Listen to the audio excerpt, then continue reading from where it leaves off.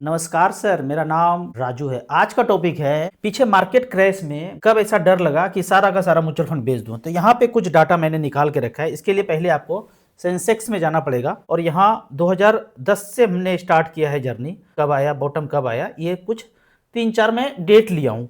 वो डेट इस तरह से है कि नवंबर 10 में जब सेंसेक्स 20,000 पे था तो मैंने 7 लाख रुपया लगाया था और उसका वैल्यू मात्र 7,30,000 था। पीक पे था तो भी। इसको देखते हैं यहाँ पे टोटल 7,03,000 मूलधन जमा था और वैल्यू था मात्र 7,30,000। फंड का बात करें उस समय तो Nippon India banking and financial service में मात्र 100 रुपये का एसआईपी चल रहा था। वो सब मैंने बंद करके स्टॉप करके स्विच कर दिया स्मॉल कैप में। निप्पॉन इंडिया ग्रोथ फंड ये शुरू से ही चल रहा है। निप्पॉन इंडिया ग्रोथ फंड इसमें भी 100 रुपये का एसआईपी चल रहा था। अब तो बंद करके मैंने सारा लमसम एक जगह स्विच कर दिया। फिर था निप्पॉन इंफ्रास्ट्रक्चर। काफ़ी सारे फंड मैंने पहले लेके रखे थे जिसको मैंने चेंज किया है। निप्पॉन इंडिया मल्टी कैप इसमें भी कुछ पैसा था। निप्पॉन फार्मा में भी था। ये लगभग 100 रुपये का एसआईपी चल रहा था सब में। उस समय मेरे पास निप्पॉन विजन फंड भी था, एसबीआई टैक्स सेवर भी था। तो ये कुछ फंड था। जब 2010 में मार्केट हाई पे था तो 13.38% का रिटर्न दिख रहा था। 7,03,000 इन्वेस्टेड थे और वैल्यू था उसका 7,30,000। फिर जब मार्केट मुर्गनिया खेलना शुरू किया और 1 जून 2012 में 15,000 पे सेंसेक्स आ गया, 20,000 से सीधा 15,000 पे आ गया। तो जमा तो मैंने ज्यादा कर दिया, जाहिर सा बात है, पैसा एसआईपी में जा रहा है। तो 7 लाख से बढ़ के 8,80,000 हो गया, पर वैल्यू 6,15,000 पे रह गया। यहाँ देखेंगे 8,80,000 जमा हुआ वैल्यू और उसका वैल्यू देखेंगे तो 6,15,000 पे है। इसी तरह से टाइम फ्रेम में जब 13 फरवरी 2015 में पीक पे था, 29,000 पे सेंसेक्स था, तब मेरा मूलधन 22 लाख लगा था, उसका वैल्यू 32 लाख था। ये सब लगभग में 10,000, 20,000, 50,000 उसको छोड़ दिया है। तो 22 का 32 मतलब 10 लाख प्रॉफिट में थे। और बाद में 26 फरवरी 2016 में जब सेंसेक्स 23,000 पे आ गया, 29 से 23 पे आ गया, तो मैंने लगाया तो 27 और आ गया 30, मतलब जस्ट 3 लाख प्रॉफिट था। यहाँ 10 लाख प्रॉफिट था, मतलब 7 लाख रुपया साफ हो गया। ये दौर था जब मुझे लगा कि मैं गलत तो नहीं कर रहा हूँ, कहीं बेच तो ना दूं। एक थोड़ा सा डर यहाँ पे लगा था। जब डर लगा तो थोड़ा सा फिर से अध्ययन करना शुरू किए, यू टर्न लिए और देखना शुरू किए कि जो जो फंड मैंने लिया है वो कभी 10 से शुरू हुआ था और उस फंड को 15 साल बीत चुका है, 10 का चीज 200 पे है। तो अपने टाइम में अभी तक वो 20 गुना हुआ है, मेरे टाइम में कुछ निगेटिव दिख रहा है। तो इस तरह से अध्ययन किया, फिर से कॉन्फिडेंस आया और कंटिन्यू किए। फिर बाद में देखते हैं कोरोना काल में जब सेंसेक्स 27 दिसंबर 19 में लगभग 41,500 पे था, तो मेरा मूलधन 37 लाख जमा था और वैल्यू 58 लाख था। जब 3 अप्रैल 2020 में चालबाजी से मार्केट क्रैश कराया गया तो मेरा मूलधन यहाँ पे और बढ़ चुका था 2,39,00,000 रुपया और वैल्यू बॉटम में 40 लाख पे था, मतलब जस्ट 1 लाख बढ़ा था। पर मैं यहाँ पे डरा नहीं था। डरा इसलिए नहीं था क्योंकि मुझे पूरी तरह से पता था ये जो कोरोना वाला चल रहा है टोटल फ्रॉड है। और ये फ्रॉड मुझे पता चला था डॉक्टर विश्वरूप सर के थ्रू। काफ़ी सारे इनके किताब हैं। उस समय इन्होंने 11 वीडियो जारी किया था, 8-10 मिनट का 11 वीडियो। जो उन वीडियो को देख लिया उनको पारंगत हासिल हो जाएगा वायरस पे। लेकिन मोगेम्बो ने इनका चैनल उड़ा दिया, तब इनका सब्सक्राइबर 10 लाख था। फेसबुक उड़ा दिया, इंस्टाग्राम उड़ा दिया, कॉल सेंटर का नंबर उड़ा दिया। इस तरह से करके उस समय धराशायी कर दिया सब कुछ इनका। लेकिन फिर भी लगे रहे और करोड़ों लोगों को इन्होंने जागृत किया उस समय कि ये फ्रॉड है और इससे बचना है।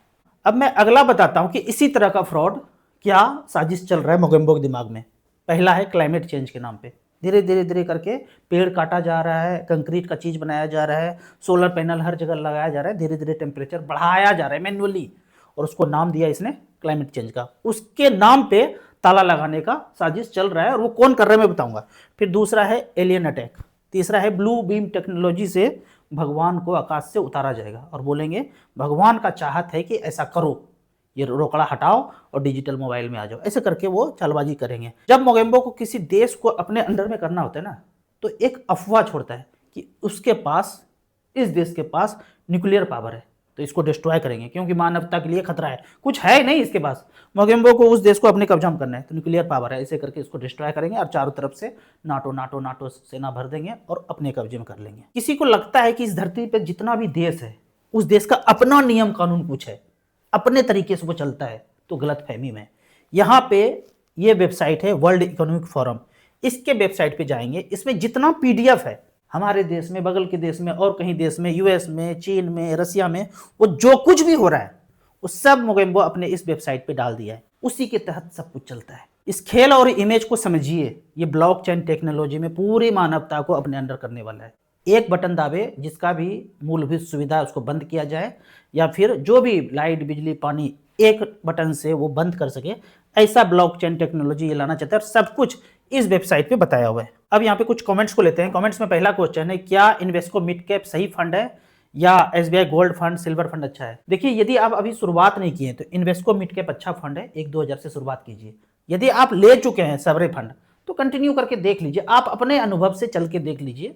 जब अनुभव आ जाएगा तो किसको डिसकंटिन्यू करना है वो आपको समझ में आ जाएगा। मेरे समझ से अगर आपने शुरू नहीं किया है तो इस फंड से शुरू करना है, इस दोनों फंड से बचना है। सर कई लोग बोल रहे हैं बबल की बात कर रहे हैं, एफआई बेच रहे हैं, डीआई खरीद रहे हैं, करने दीजिए ना, गिरावट आएगा तो खरीदेंगे ना।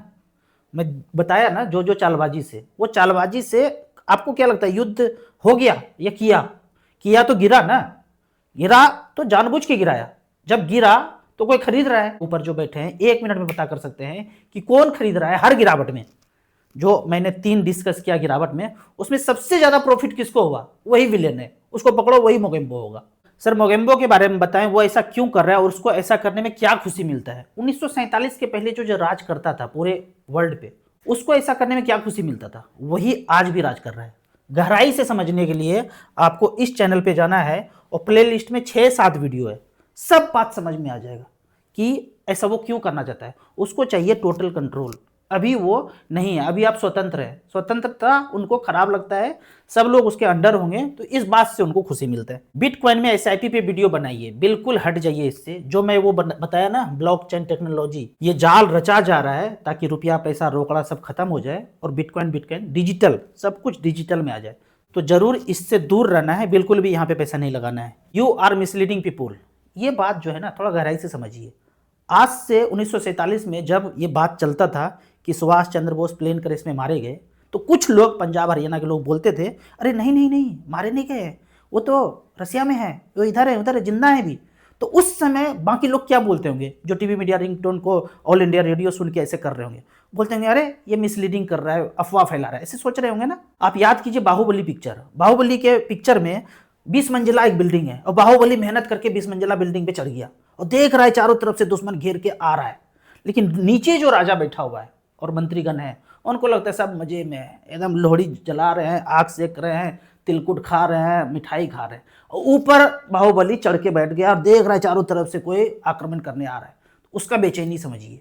तो वही कुछ करके मेहनत करके हम थोड़ा सा ऊपर आ गए, हमको चारों तरफ से दिख रहा है कोई हमको घेरने आ रहा है, जाल बिछाया जा रहा है, लेकिन आप थोड़ा सा नीचे में आग सेक रहे हैं, आपको कुछ पता ही नहीं चल रहा है, मजे में। हम कहते हैं मेहनत करके थोड़ा सा ऊपर आ जाइए ना, देखिए ना चारों तरफ क्या चल रहा है। इकोनॉमिक्स कभी पढ़ा भी है आपने, थोड़ा थोड़ा इन्फ्लेशन होना चाहिए। इस वीडियो में चैनल पे गहराई से बताया गया है कि इन्फ्लेशन टोटल फ्रॉड है। टोटल फ्रॉड कैसे है वो 6 वीडियो में आके देखिए। हर बार एक ही चीज वीडियो में नहीं बता सकते हैं, वहां बता दिया गया है, वहां से देख सकते हैं। नमस्कार सर, मेरे पास 20 लाख रुपया कैश है अकाउंट में, गाइड कीजिए कि लमसम करूं, कैसे करूं, इन्वेस्ट करूं। देखिए अभी जो मार्केट का हाल है ज़्यादा वोलेटाइल है, इसमें मैं बोलता हूँ 10 से 20 महीने में आपको पैसा डाइवर्सिफाइड करके लगाना है। मतलब आपके पास 20 लाख रुपया है तो 1-1 लाख रुपया पर मंथ करके 20 महीने में डाल देंगे, या 1.5 लाख रुपया करके डाल देंगे। मैंने यहाँ पे सेलेक्ट किया है एयूएम, जिसका एयूएम सबसे ज़्यादा है, ऑल इक्विटी लिया है। 15 साल के लिए इन्वेस्ट करना चाहते हैं, 15 साल 10 साल आप सेलेक्ट कर सकते हैं। 10 लाख रुपया रखा है, जिसका एयूएम सबसे ज़्यादा है। ऊपर में है HDFC flexi cap 96,000 crore, HDFC mid cap 92,000 crore, ICC potential large cap 78,000 crore, Nippon small cap 68,000 crore, ICC value fund 61,000 crore. तो लार्ज कैप को छोड़ के आपके पास 15 साल का टाइम है, 1-1 लाख रुपया करके 5-6 फंड में, जिसका एयूएम सबसे ज्यादा है, एसआईपी मोड में 15-20 महीने में सारे पैसे को इन्वेस्ट कर दीजिए।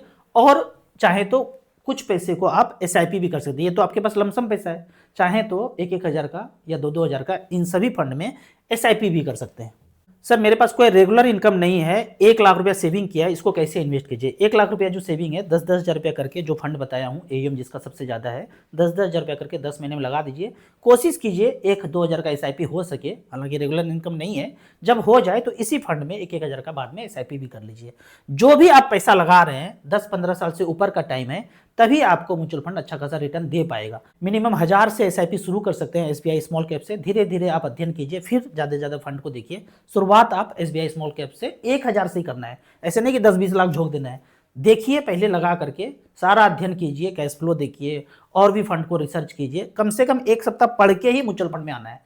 सारे अलग-अलग कैटेगरी को समझ लीजिए, अपना रिस्क देख लीजिए, उस हिसाब से आप धीरे-धीरे पैसा इन्वेस्ट कीजिए। और एक चीज़ बता दूँ, जो भी फंड मैं बताता हूँ वो रेफरेंस के लिए बताता हूँ। आपको शुरुआत में थोड़ा-थोड़ा ही इन्वेस्ट करना है। जब आपको अपने अध्ययन से सब कुछ समझ में आ जाए, फिर आप ज़्यादा पैसा इन्वेस्ट कीजिए। आपको याद दिला दूँ, मैं एक AMFI registered mutual fund distributor हूँ। आप इसी तरह से कमेंट सेक्शन में क्वेश्चन पूछते रहिए। वीडियो अच्छा लगता है तो लाइक एंड शेयर जरूर करें। Thank you so much.